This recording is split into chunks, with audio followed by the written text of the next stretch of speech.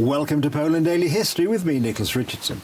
And in this series of episodes, we're looking at the lives of two men who made a particularly meaningful contribution to the history of the country which became the United States at a time of its foundation, immediately after the Declaration of Independence in 1776 and the War of Independence. I'm talking, of course, about Kosciusko and Puławski. And to help me get to the bottom of their contribution and their significance to the United States, I'm joined in the studio by my colleague, Will Richardson. Will, thank you for joining us again. Thank you for having me. We've had a general introduction. We've just looked at the general significance of these two amazing characters. Right. We've looked in detail at the contribution militarily as the father of cavalry made by Puławski. Right. Can we now turn our attention to that other great figure, Kosciusko, and his particular contribution, which was interesting in itself because he was really known in the war for his engineering contribution.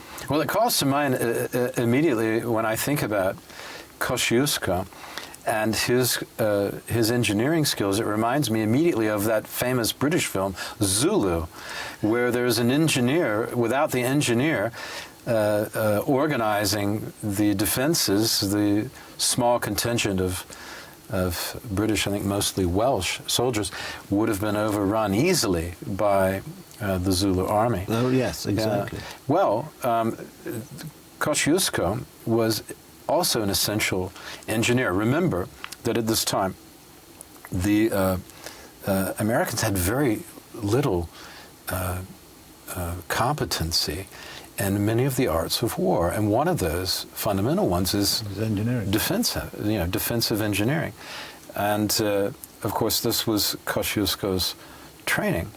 Now, not only that, but remember that, of course, Puławski with his cavalry, they got lucky because he could train the cavalry, and then they had the famous the drill, because they didn't know how to drill. The drill instructor from Prussia called Baron von Steuben.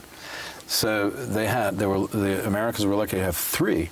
I wonder how von Steuben got along with the Poles at this time, considering they were in opposition in Europe. But maybe von Steuben didn't agree with that. That's why he was in the United States. Well, probably. Yeah, he was after a little freedom himself. Yes. Maybe he didn't... well, on this occasion, they were all fighting on the same side, so it probably didn't matter too much. It probably didn't matter too much. They were after adventure. Okay, so you cannot go to... You can go from New York City, and you journey up north, up the Hudson River, and eventually you will come to a place known as West Point.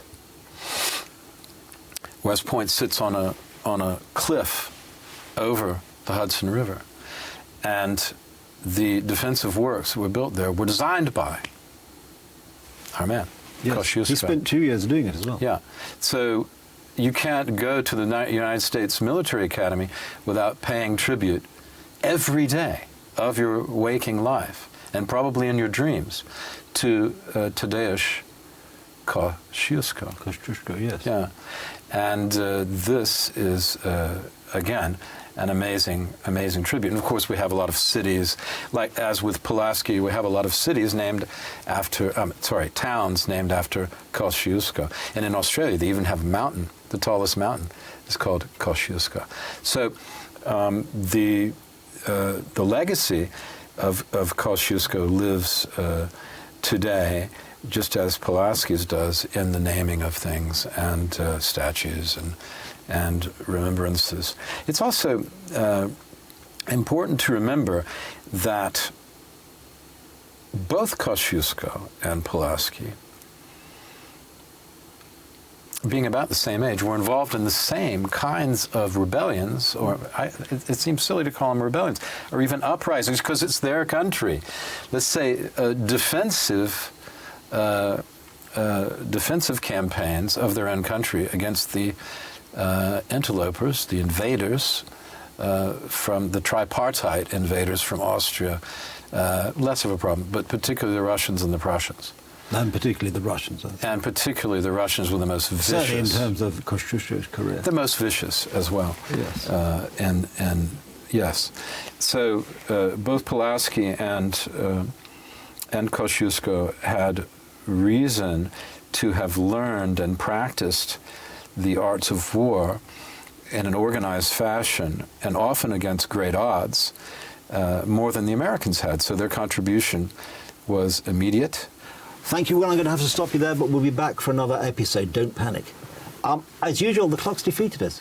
There's a lot more to hear about these two amazing characters. So do join us again on the next episode of Poland Daily History.